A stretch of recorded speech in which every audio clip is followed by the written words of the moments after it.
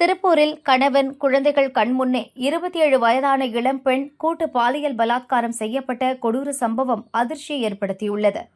ஒடிசாவைச் சேர்ந்த 27 வயதான இளம்பெண் தனது கணவர் 3 வயதான குழந்தையுடன் கோவைக்கு வேலை தேடி வந்தார். அங்குள்ள ஒரு கம்பெனியில் வேலை பார்த்தார். அங்கு வேலை பிடிக்காததால் திருப்பூரில் வேலை தேடினர்.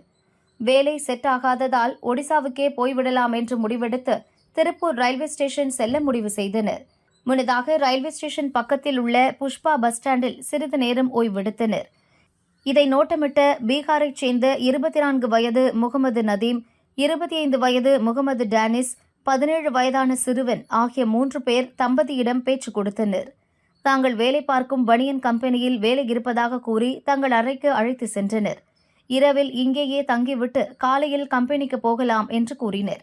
இதை நம்பிய கணவன், மனைவி, குழந்தைகள் மூவரும் அவர்களுடன் சேர்ந்து இரவு உணவு சாப்பிட்டுவிட்டு அந்த அறையிலேயே தூங்கினர்.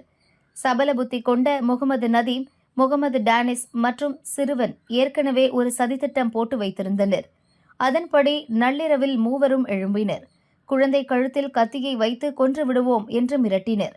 கணவன் கண்முன்னே கத்தி முனையில் ஒருவர் மாறி ஒருவர் இளம் பெண்ணை பாலியல் பலாத்காரம் செய்தனர். நடந்ததை வெளியே சொன்னால் குத்தி கொலை செய்து விடுவோம் என்று மிரட்டி வெளியே அனுப்பினர். திருப்பூர் வடக்கு போலீசில் புகார் செய்த தம்பதியினர் தங்களுக்கு நேர்ந்த கொடுமையை சொல்லி கதறி அழுதனர்.